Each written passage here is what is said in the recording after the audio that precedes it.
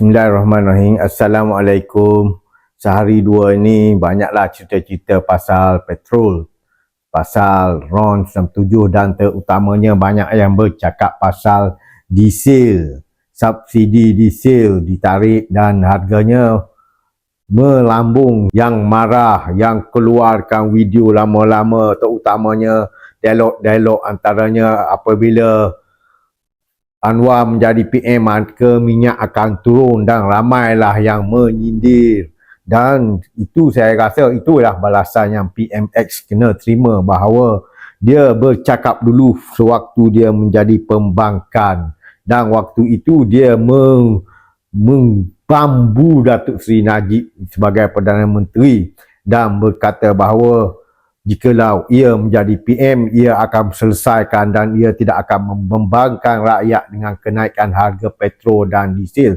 Tetapi hari ini selepas ia menjadi Perdana Menteri, ternyata apa yang Datuk Seri Najib buat dulu lebih baik daripada Datuk Seri Anwar sekarang. Seolah menjadi histeria kepada golongan-golongan ataupun kumpulan-kumpulan yang memang dari awal dah anti kepada Datuk Seri Anwar dan anti kepada PMX, dan mereka ini kebanyakannya adalah daripada kumpulan-kumpulan ataupun orang-orang UMNO BN yang penyokong Barisan Nasional dulu, yang merasakan betapa dengan peranan Anwar, apa yang dikatakan oleh Anwar itulah yang menyebabkan Barisan Nasional runtuh. Dan hari ini kalau kita melihat seumpama rakyat ini sudah ditipu. Namun di sini saya hendak menyatakan hakikat bahawa Anwar Ibrahim tidak akan terkesan dengan teruk apa yang dilakukan kepada harga minyak diesel dan harga petrol.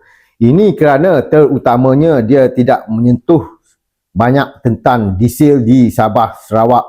Sabah adalah negeri yang paling banyak menggunakan diesel.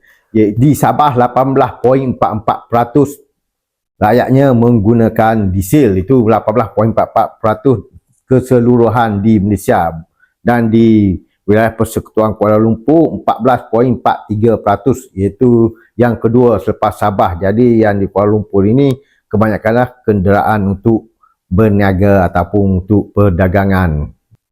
Jadi apabila Sabah tidak terlibat dengan kenaikan seperti mana Semenanjung, maka di sini Anwar Ibrahim sudah bebas daripada kritikan orang Sabah. Di Semenanjung kira-kira 1.4 juta kenderaan menggunakan kenderaan diesel dan 50% daripada 1.4 juta itu adalah penerima subsidi budi. Di dalam kenderaan diesel itu, walaupun mereka tidak menerima dalam bentuk subsidi yang dapat harga murah, mereka akan dapat bayaran bulanan sebanyak 200, yang ini termasuk dalam subsidi lah untuk diesel.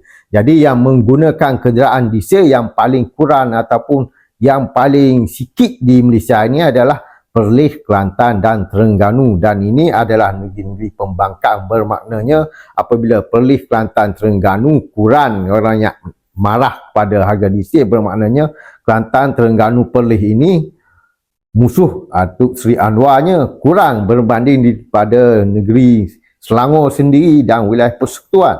Negeri-negeri yang tak dapat subsidi diesel ini yang tak layak ataupun kerana mereka ini terkeluar daripada kenderaan-kenderaan yang dapat subsidi seperti pengangkutan awam, bas ataupun kenderaan yang melakukan perdagangan. Jadi yang tak dapat ini yang terutamanya yang paling banyak adalah di Selangor, diikuti Johor itu 100,000, Perak dan juga wilayah Persekutuan Kuala Lumpur, dan yang paling rendah yang tak dapat subsidi yang sikit adalah Kelantan hanya 40,000, Terengganu 35,000, Negeri Sembilan 30,000, Melaka 25,000 dan Perlis 10,000. Jadi antara Kelantan, Terengganu, Negeri Sembilan, Melaka, Perlis ini, kalau yang marahkan kepada PMX, mereka inilah yang marah ini.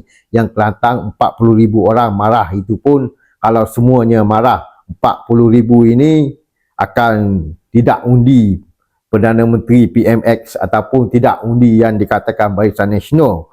Dan 40,000 ini saya kira satu jumlah yang kecil. kecil dibandingkan yang PAS dapat atau pembangkang dapat majoriti satu-satu kawasan berbelas-belas ribu. Jadi saya kira kalau di Kelantan tak terkesan dengan harga diesel ini. Ada yang marah kerana 300 liter yang diperuntukkan untuk subsidi petrol dikurangkan kepada 200 liter, dan untuk makluman ada juga yang tidak cukup.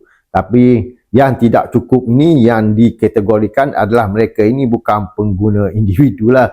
Ini mereka berniaga ataupun mereka terkeluar daripada perkiraan kerajaan, yang mana kalau mereka dapat 200 liter ini, perjalanan dalam sebulan lebih kurang 1,400 km hingga 3,000 km dapat pergi. Itu bergantung kepada keadaan kenderaan. Jadi yang tak cukup dengan 200 liter ini bermakna mereka ini bukan di dalam sasaran untuk kerajaan beri subsidi.